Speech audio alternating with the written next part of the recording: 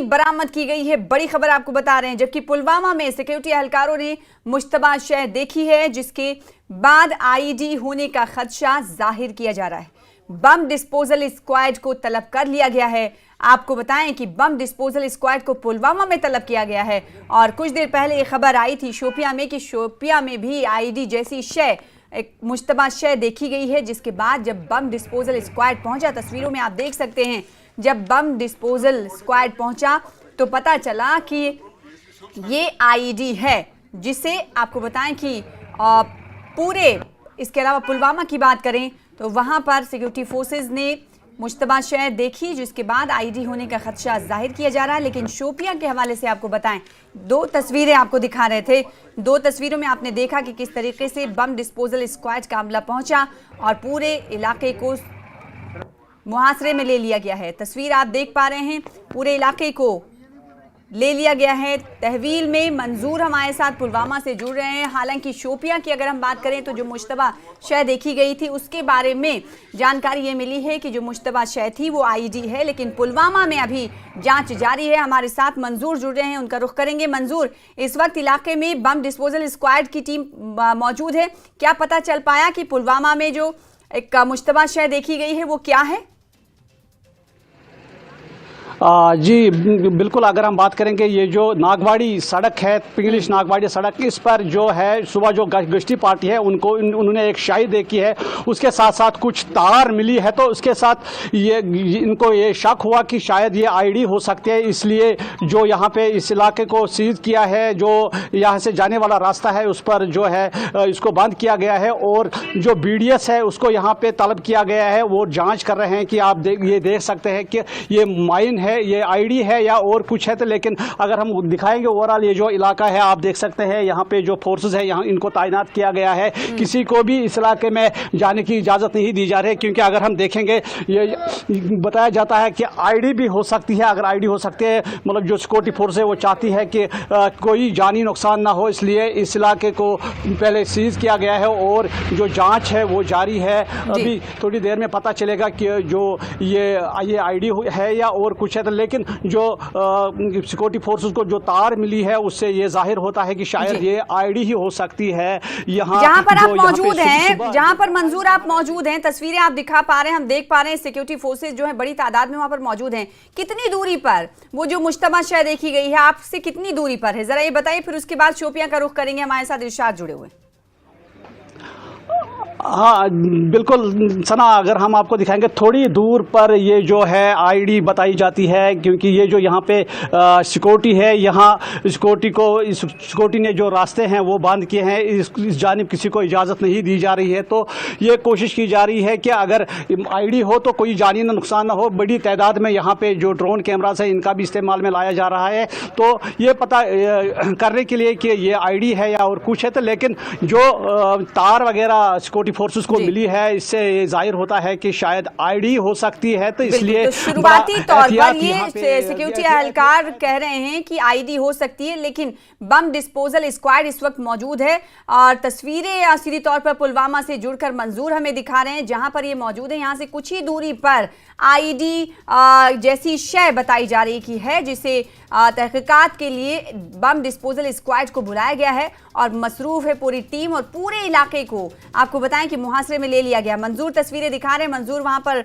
Ground पर मौजूद हैं। इसके अलावा शोपिया का रुख कर लेते हैं, क्योंकि शोपिया में भी पहले खबर ये आई थी कि एक मुश्तबा शय देखी गई, जिसके बाद बम डिस्पोजल स्क्वाड को बुलाया गया और बम डिस्पोजल स्क्वाड ने ये बताया कि ये आईडी है। और ज्यादा जानकारी हासिल करेंगे, इरशाद हमारे साथ जुड़ रहे हैं शोपिया से। इरशाद, आपको आवाज मिल पा रही होगी तो बताइएगा कि बम डिस्पोजल स्क्वाड ने आईडी बताया है कि आईडी है, वाकई में पहले बताया गया था कि मुश्तबा जैसी शय है, फिर उसके बाद छानबीन में जांच में पता चला कि आईडी है, क्या इसे डिफ्यूज कर दिया गया? देखिए सना, शुपियान में, पुलवामा की तरह शुपियान में भी पहले यही बताया गया है कि एक आईडी जैसी शय कहीं पे रखी गई है, जो कि प्रेशर कुकर में है बताई जा रही थी। लेकिन उसके बाद जो है बम डिस्पोजल स्क्वाड जो है वो वारदात पे पहुंच चुका है। पहले ही वहाँ पे सिक्योरिटी फोर्सेस ने पूरे इलाके में कार्डन ऑफ किया था और उसमें सर्च ऑपरेशन शुरू की थी और उसके साथ साथ जो डॉग एक्सपोर्ट है उनको बुलाया गया था, वो वहाँ पे देख रहे थे। तो इन्होंने वहाँ पे यही बताया है कि फिलहाल आईडी को ही प्लांट किया गया था, ताकि एक यानी कि मंशा यही थी कि वहाँ पे जो सिक्योरिटी फोर्सेस की जो कानवाया निकलती है या पुलिस की जो गाड़ियाँ वो वहाँ से जैनपुरा से निकलती थी, तो कहीं ना कहीं एक बड़ा हादसा होने वाला था, जिसको सिक्योरिटी फोर्सेस ने एन मुताबिक जो है एन वक्त पे जो है टाला है। उनको जब रिपोर्ट मिला तो उसके बाद बम डिस्पोजल स्क्वाड को बुलाया गया, तो यही बताया गया कि आईडी को प्लांट किया गया था वहाँ पे। जी इरशाद, जरा बताइएगा कि जहां पर ये आईडी प्लांट की गई, आपने कहा कि प्रेशर कुकर में शोपिया में आईडी प्लांट की गई, अभी क्या बम डिस्पोजल स्क्वाड अमला या फिर सिक्योरिटी फोर्सेज ने पूरी तरीके से रास्ते को क्लीन कर दिया है? बताइएगा इस वक्त क्या कुछ सूरत हाल है? देखिए सर, अभी तक जो है लगभग 3 से 3.5 घंटे तक पूरा ट्रैफिक जो है वहाँ पे बंद कर दिया गया है, ताकि जो वहाँ पे सिविलियन की जो गाड़ियाँ निकलती है, ट्रैफिक की आवाजाही बहुत ज्यादा है। गुंजान इलाका है जो कि ये पूरा कनेक्ट जो है, ये रोड जैनपुरा रोड जो है ये नेशनल हाईवे के साथ कनेक्ट होता है, तो कहीं ना कहीं सैकड़ों गाड़ियां वहां से गुजरती है, उनको बंद कर दिया गया है। जब तक क्लियरेंस नहीं की गई तब तक ट्रैफिक, अब तो फिलहाल जो है क्लियरेंस कर दी गई है और वहां से ट्रैफिक को जाने की इजाजत। बिल्कुल, तो धीरे धीरे इलाका जो है वो क्लियर किया जा रहा है। जो ट्रैफिक आमदोरफ्त के लिए बंद हुई थी, बहाल उसे कर दिया गया है। एंट्री एंड एग्जिट पॉइंट्स को खोल दिया गया क्योंकि आईडी वहां से बरामद कर ली गई। और सबसे बड़ी बात यह कि प्रेशर कुकर में आईडी को प्लान किया गया था। शोपियां से जानकारी दे रहे थे इरशाद, बहुत शुक्रिया हमारे साथ जुड़ने के लिए और इस हवाले से जानकारी देने के लिए। तो बड़ी खबर ये और बड़ी सफलता कहीं ना कहीं सिक्योरिटी फोर्सेज को शोपिया में मिली है। आईडी को नाकारा कर दिया गया है, बरामद कर लिया गया है और जो इलाके को सील किया गया था अब खोल दिया गया है। अब आवाजाही शुरू हो चुकी है। लेकिन अगर बात हम पुलवामा की करें तो पुलवामा में भी आईडी जैसी शय देखी गई है और जिसको लेकर सिक्योरिटी फोर्सेज इस वक्त ऑन ग्राउंड काम कर रहे हैं और बम डिस्पोजल स्क्वाड भी मौके पर मौजूद है। मौके पर हमारे नुमाइंदे मंजूर भी मौजूद है, उनका एक बार फिर से रुख कर लेते हैं। मंजूर, तस्वीरें दिखाइएगा जरा, बताइएगा कि कितना वक्त हो चुका है ये तहकीकात करने में कि ये आईडी जैसी शय मिली, कब मिली, कैसे मिली और इसकी जानकारी सिक्योरिटी फोर्सेस को कैसे मिली, पूरी तफसील बताइएगा। और इस वक्त कितना वक्त गुजर चुका है बम डिस्पोजल स्क्वाड के पहुंचने के बाद से कि छानबीन जारी? करीबन जो ये है 3 घंटे पहले जो यहाँ सिक्योरिटी फोर्स सुबह जो गश्त करती है तो इनको यहाँ शाही नज़र आई, तो उसके बाद से ही यहाँ पे जो ये रोड है, अगर हम बात करेंगे इस रोड को सील किया गया है क्या, ताकि ये चाहते हैं कि कोई भी इस इलाके से ना गुजरे या कोई नुकसान हो। तो इसलिए जो फोर्सेस है अब कोशिश कर रही हैं जल्द से जल्द इस शाही को देखने की, और जो बम डिस्पोजल स्क्वाड है वो भी यहाँ पे मौजूद है, वो चेक कर रहे हैं कि किस तरह की जो शाही है वो ये शायद माइन है या और कुछ है। तो ओवरऑल अगर हम देखेंगे कुल मिलाकर ये जो यहाँ पे सिक्योरिटी को तैनात किया गया है, इससे ये होता जाहिर हो सकता है कि ये जो शाय है ये माइन भी हो सकते हैं। इसलिए बड़ी एहतियात से जो है वो काम लिया जा रहा है ताकि ये पता लगे कि ये माइन है या और कुछ है। बिल्कुल सना, बिल्कुल, तो सिक्योरिटी एहलकार तैनात हैं और एंट्री एंड एग्जिट पॉइंट्स को आप देख सकते हैं तस्वीरों में। मंजूर जो तस्वीर दिखा रहे हैं उसको देखकर अंदाजा लग सकता है कि किस तरीके से सिक्योरिटी अमला तैनात है और ये पता लगाने की कोशिश की जा रही है कि माइन तो नहीं, आईडी जैसी शय की खदशा जाहिर किया जा रहा है और ये पता लगाने की मुताल्लिका टीम कोशिश कर रही है कि आईडी तो नहीं प्लान की गई है, माइंस तो नहीं। इसीलिए बड़े ही एहतियात के तौर पर इस वक्त जांच जारी है। पूरे इलाके को सील कर दिया गया। आप तस्वीरों में देख सकते हैं, मंजूर वहां पर मौजूद हैं। 3 घंटा गुजर चुका है। 3 घंटा पहले ये इत्तला मिली थी कि शोपिया में एक मुश्तबा शय देखी गई। बहुत शुक्रिया, आगे भी जुड़ते रहेंगे मंजूर हमारे साथ जुड़ने के लिए और तस्वीरें दिखाने के लिए। फिलहाल आगे बढ़ लेते हैं। जम्मू कश्मीर में 3 नए फौजदारी कवानीन के निफाज पर वजीर दाखिला अमित शाह की आज जायजा मीटिंग है। इस मीटिंग में जम्मू कश्मीर के लेफ्टिनेंट गवर्नर मनोज सिन्हा और चीफ मिनिस्टर उमर अब्दुल्ला शिरकत करने वाले हैं। सीएम उमर अब्दुल्ला पहली बार वजारत दाखिला की मीटिंग में शिरकत करेंगे। नॉर्थ ब्लॉक में ये मीटिंग होगी। इस इजलास में जम्मू कश्मीर और मरकज के कई आला हुक्काम भी मौजूद रहने वाले हैं। नॉर्थ ब्लॉक में यह अहम इजलास होगा। वजीर दाखिला की सदारत में वजीर दाखिला इस की जायजा मीटिंग लेंगे। जो 3 नए फौजदारी कवानीन बनाए गए थे उसको लेकर जायजा उनकी तरफ से लिया जाएगा। 11 बजे का वक्त दिया गया था कि 11 बजे ये मीटिंग मुनक्किद होगी। नए फौजदारी कवानीन पिछले साल 1 जुलाई को नाफिज हुए थे और खुर्रम शहजाद हमारे साथ जुड़ रहे हैं इस खबर पर ज़्यादा जानकारी के साथ। अगर नॉर्थ ब्लॉक में हलचल की बात करें तो क्या वहां पर चीफ मिनिस्टर या फिर एलजी या फिर दिगर अफसरान के पहुंचने की शुरुआत हो चुकी है? नहीं, जानकारी लेंगे। हमारे साथ खुर्रम शहजाद जुड़ रहे हैं क्योंकि जम्मू कश्मीर के लिहाज से अहम हो जाता है मीटिंग होना। हमारे साथ खुर्रम शहजाद जुड़ रहे हैं, उनका रुख कर लेते हैं। खुर्रम, तकरीबन 10:15 होने वाले 11 बजे वक्त बताया गया था। क्या आपको रिपोर्ट्स मिल पा रही, जानकारी मिल पा रही है? हलचल बढ़ी है? क्या सिलसिला शुरू हो चुका है वजारत दाखिला नॉर्थ ब्लॉक में जाने का, आला हुक्काम का? बताइएगा। देखिए, कुछ ही देर बाकी है कि जब ये मीटिंग शुरू होगी, यानी कि 11 बजे मीटिंग शुरू होगी और इसमें होम मिनिस्ट्री के जो ऑफिशियल्स हैं और वज़ीर दाखिला अमित शाह हैं, लेफ्टिनेंट गवर्नर मनोज सिन्हा और वज़ीर आला उमर अब्दुल्ला इस मीटिंग में शामिल होंगे। अभी तो जो वज़ारत दाखिला है उसके जो दूसरे ऑफिशियल्स हैं वो धीरे धीरे यहाँ पर पहुँच रहे हैं, लेकिन होम सेक्रेटरी या दूसरे लोग जो मीटिंग के लिए पहुँचेंगे वो अभी थोड़ी देर के बाद जो है वो तमाम लोग यहाँ पर पहुँच जाएंगे। अभी थोड़ा सा वक्त है तो थोड़ा वक्त और लगेगा, लेकिन अगर इस मीटिंग को देखें तो ये काफ़ी अहम है क्योंकि 3 फौजदारी कानून जिस तरीके से 1 जुलाई 2024 को वो मुल्क में नाफिज हो गए थे, तो उनको लेकर एक जायज़ा मीटिंग है और इस मीटिंग में उन तमाम दिक्कतों का भी एक तरीके से जायज़ा लिया जाएगा। क्योंकि आप देखिए कि जो पुराना हमारा कानून था, जो अंग्रेज़ों के ज़माने का था, उसको लेकर बहुत सारे सुप्रीम कोर्ट के फैसले थे और उसको एक तरीके से उसकी व्याख्या करना, उसकी डेफिनेशन करना जो है सुप्रीम कोर्ट ने वो पहले से किया हुआ था। तो अब ये नए कानून आए हैं, बहुत सारी चीज़ें बदल गई हैं। मॉब लिंचिंग को लेकर चीज़ें बदल गई हैं कि उस तरह का कानून का जो है वो पहले मौजूद नहीं था। इलेक्ट्रॉनिक एविडेंस को लेकर बहुत सारा चीज़ें, जो पुराना कानून था उसमें कोई बात नहीं थी, क्योंकि टेक्नोलॉजी आ गई, नए तरीके से जो जराइम हैं वो होने लगे। तो उन तमाम चीज़ों को लेकर ये जो कवानीन है, फौजदारी कवानीन, इनको नाफिज किया गया था और आज इसका जायज़ा लिया जाएगा कि किस तरह का रिस्पॉन्स है। अभी देखिए कि हरियाणा में भी इसी तरह की एक मीटिंग इस तरीके से हो चुकी है। इसके अलावा महाराष्ट्र को लेकर भी मीटिंग हो चुकी है। तो कुल मिलाकर में किस तरह का असर है, किस तरह की चीज़ें हैं, उनका एक जायज़ा लिया जाएगा। और अगर देखें इन कवानीन को तो कई तरह की एतराज़ भले से इन कवानीन पर हों जो हिज़्ब इख्तिलाफ़ की तरफ से किए गए, क्योंकि जब ये कवानीन पास हुए थे उस वक्त पार्लियामेंट में काफ़ी रस्साकशी चल रही थी और जो हिज़्ब इख्तिलाफ़ के अरकान हैं उनको मुअत्तल कर दिया गया था। उनकी तरफ से भले एतराज़ किए जा रहे हों, लेकिन नई ज़रूरतें क्योंकि पैदा हो चुकी हैं, नए तरह के जराइम सामने आने लगे हैं, डिजिटल लूटमार होने लगी है, डिजिटल तरीके से लोगों के जो अकाउंट्स हैं उनको खाली किया जाने लगा है। तो उन तमाम चीज़ों को लेकर एक कम्प्रहेंसिव जो है वो इंडियन पीनल कोड जो है वो आ गया है और उसी का आज जायज़ा जो है वो लिया जाएगा। और पहली बार क्योंकि वज़ीर आला को इस मीटिंग में बुलाया गया है, तो कहीं ना कहीं एक बड़ी अंडरस्टैंडिंग भी इस नाहिए से आप देख सकते हैं, क्योंकि अब तक वजारत दाखिला की जितनी मीटिंग्स हों या फिर लेफ्टिनेंट गवर्नर के जरिए से सिक्योरिटी के हवाले से जितनी मीटिंग्स रही हों, उसमें वज़ीर आला को नहीं बुलाया गया था। तो एक एतमाद साजी को भी देख सकते हैं और कहीं ना कहीं जब तक मुकम्मल रियासत का दर्जा नहीं मिल जाता है तब तक जो है दोनों के दरमियान जो है एक भरोसा, एक एतमाद जो है वो ये इस मीटिंग के जरिए से ज़रूर बढ़ेगा। लेकिन जो बुनियादी मौजू है वो सीधे तौर पर जो है जो फौजदारी कवानीन है उनकी बिल्कुल। तो पेशरफ्त इस कवानीन को लेकर क्या है और इस जो अमली जामा पहनाया गया, लागू किया गया था, उसके बाद किस तरीके से इस पर अमल दरामद किया जा रहा है और पेशरफ्त क्या है, लोगों का रिएक्शन क्या है? हिज़्ब इख्तिलाफ की बात खुर्रम शहजाद ने की कि उनकी तरफ से मुखालिफत की गई है। हमने देखा कि कई बार कई अपोजिशन के लीडरान की तरफ से मुखालिफत भी की गई थी कि बेजा इस्तेमाल भी इसका हो रहा है।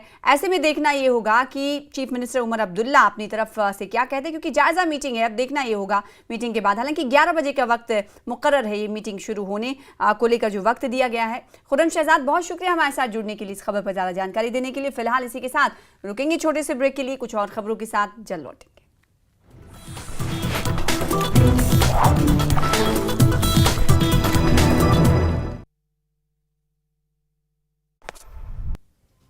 ज्ञानेश कुमार होंगे अगले नए मुख्य निर्वाचन आयुक्त। प्रधानमंत्री की अध्यक्षता वाली कमेटी ने लिया फैसला, विवेक जोशी चुनाव आयुक्त बनाए गए।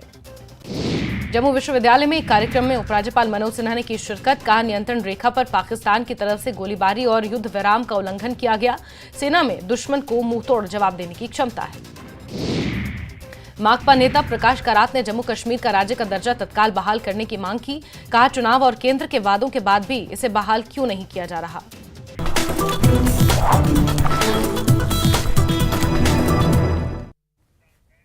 के बाद एक बार फिर से आपका इस्तकबाल करते हैं। ज्ञानेश कुमार नए चीफ इलेक्शन कमिश्नर मुकर्रर किए गए हैं। पीएम नरेंद्र मोदी की सरबराही वाली कमेटी ने फैसला लिया है।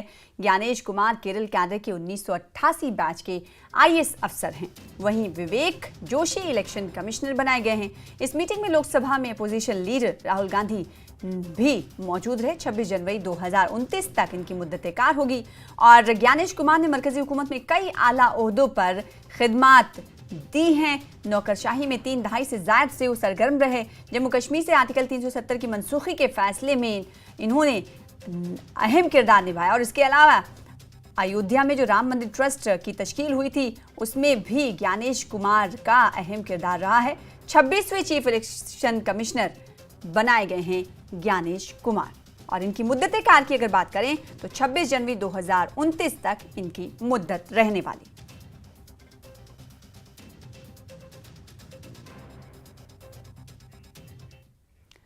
मरकजी वजीर किरण रिजिजू ने कहा है कि वक्त आ गया है कि गुलमर्ग गंडोला को जदीद टेक्नोलॉजी से हम आहंग किया जाए। उन्होंने कहा कि गुलमर्ग गंडोला मैनेजमेंट ने इस सर्विस को अच्छे तरीके से कायम कर रखा है। उन्होंने कहा कि कश्मीर के हालात अब काफ़ी बेहतर हुए हैं। बाबा क़यामुद्दीन ऋषि के नाम पर यूनिवर्सिटी बनाए जाने से मुतालिक एक सवाल के जवाब में किरण रिजिजू ने कहा कि इस पर मरकजी सरकार की स्कीम के तहत गौर किया जाएगा।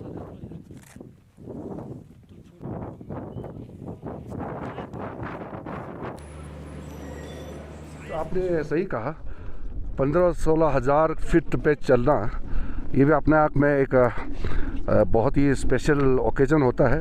कश्मीर के युवाओं को रोज़गार मिले, यही हमारा तमन्ना है। और हम दुआ करते हैं कि शांति बरकरार रहे और जम्मू कश्मीर में मोदी जी के नेतृत्व में जो शांति आए हैं, शांति के साथ साथ जो डेवलपमेंट आए हैं वो बरकरार रहे। मैं यही दुआ करता हूँ। और आज यहाँ गुलमर्ग में और ये इतना ऊंचाई पर हम आप सबको मिल करके बहुत अच्छा लगा। हज़ारों के तादाद में टूरिस्ट यहाँ आए हैं, सबको देख करके भी बहुत बिल्कुल। ये जो गुलमर्ग में जो गोंडोला सर्विसेज है ये हमारे पुराने फ्रेंच कंपनी के तालमेल से जो काम हो रहे हैं, अब समय आ गया है फिर इसका टेक्नोलॉजी को इन्हांस करने का और नेक्स्ट वर्जन पे जाने का। तो मैंने अभी मैनेजमेंट टीम से भी बात किया है, अब बहुत अच्छा से मेंटेनेंस किया है और ये 24 घंटा इसका मेंटेनेंस का आवश्यकता होता है। तो अभी जो नए मशीनें और जो सिस्टम यहाँ लाएंगे,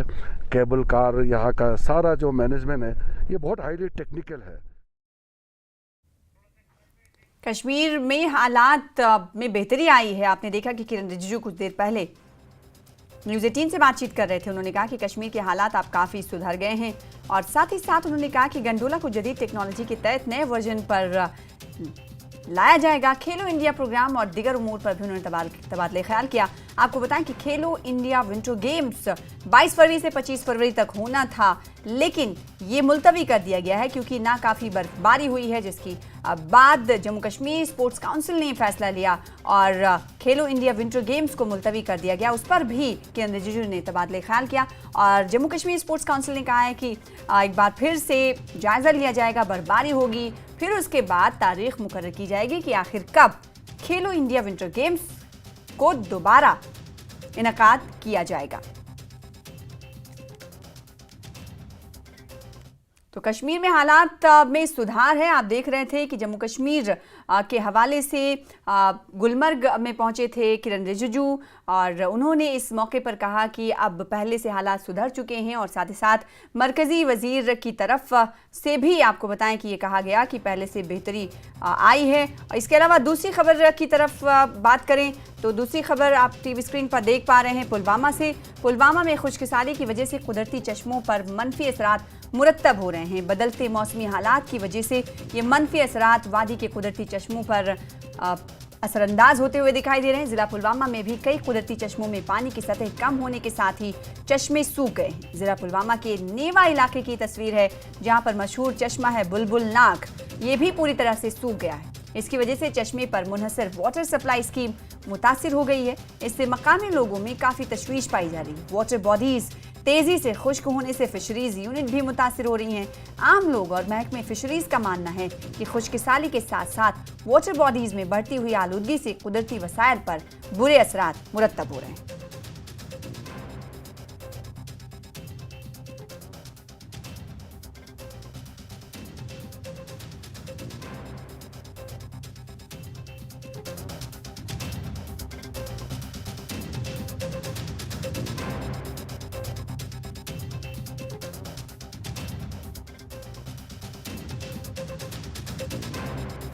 के बाद बिल्कुल खुश्क हो गया है और इसका पानी बिल्कुल ख़त्म हो गया है और इसकी कई वजूहात है। एक खुशकसाली हो गई इस साल, बारिश और बर्फ़ नहीं हुआ इसलिए ज़्यादा हो गया है इसका, ये बिल्कुल खुश्क हो गया है। इसमें दूसरी इसके किनारों पर जो जहाँ पर ये स्प्रिंग निकलता था, इसके बहुत सारे चश्मे थे छोटे छोटे, लेकिन मेन ये बड़ा यही था। तो हम देखते थे कि जिसमें ये लगाए दरख्त लगाए, सफ़ेदी लगाए, बेसा लगाए, शाली भी करते हैं कुछ लोग, तो उससे वो वूजिंग जो थी वो बंद हो गई थी। यहाँ से इसको एक नाला आता है, इसमें तकरीबन 5 से 6 इंच पानी निकलता था उधर तक, लेकिन वो भी सब सूख गए। जो हमारे वाटर बॉडीज़ में पोल्यूशन आ गया ज़्यादा, या इंक्रोचमेंट हो गया ज़्यादा, यहाँ खुदा न खासा जो ये कैलामिटी है इसमें बारिशें भी कम हुई, जो बर्फ़बारी भी कम हुई, तो इसके नतीजे में जो वाटर बॉडीज़ थी उनकी जो वाटर क्वांटिटी थी वो बहुत कम हो गई है। इस वजह से जो हमारे पामपुर के 3 ट्राइबल इलाके बठन, बटदल्लू और बजनारी में खुशी का माहौल है। इन इलाकों में पहली बार जल जीवन मिशन के तहत पीने का पानी फराहम किया गया है। जल जीवन मिशन के तहत 9 करोड़ रुपए की लागत से 4 स्टेज लिफ्ट और स्कीम पहली बार यूटी अंडर जेजे तामीर की गई है। इसके तहत इन इलाकों में पानी फराहम किया गया है, जिसके बाद मुकीम काफी खुश हैं।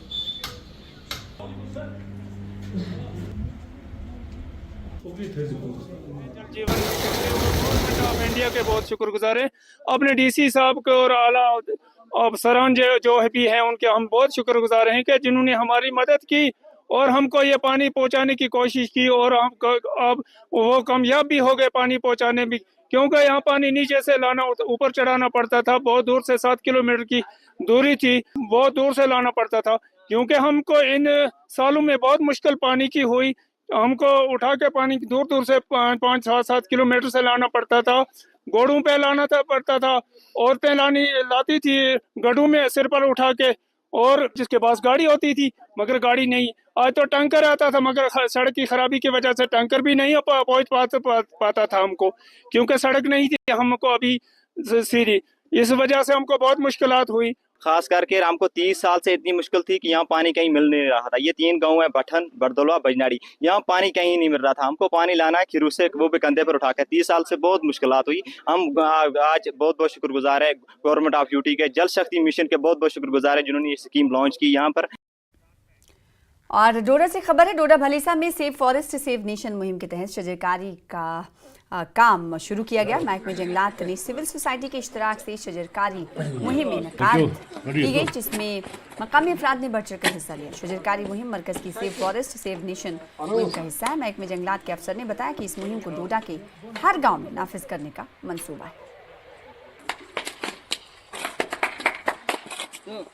पेड़ लगाने से हाँ ये क्यों से फ़ायदेमंद होते हैं पेड़ सर हम सर और लगाएंगे और सर जंगलात बचाएंगे, वो ज़रूरी है सर, क्योंकि हमें सर जंगलात से ऑक्सीजन आता है सर, फिर हमें जिंदा रह सकते हैं और पानी भी आता है। जम्मू कश्मीर में ऑल ओवर इंडिया देख लीजिए कि यहाँ आज हमारा टाइम है, प्लांटेशन टाइम है, तो इस मिशन में हम चाहते हैं कि लोगों को इन्वॉल्व करें और महकमे वो कुछ तमाम कोशिशें जनाब कंजर्वेटर साहब, जनाब डेफो साहब, जनाब रेंज अफसर हमारा चिराला जो है वो कोशिशें कर रहे हैं और लोगों को हम अपने साथ ले लें, ताकि ये जहाँ हमारे जंगलात का जो माहौल है, जंगलात का जो कटाव किसी न किसी दौर में हुआ है, तो वहाँ हम कोशिश कर रहे हैं कि इस जो फॉरेस्ट कवर कम हुआ है तो इसको हम फिर से रिन्यू करें। तो इसके लिए हमारी ये कोशिश जनाब आज से शुरू हो गई है।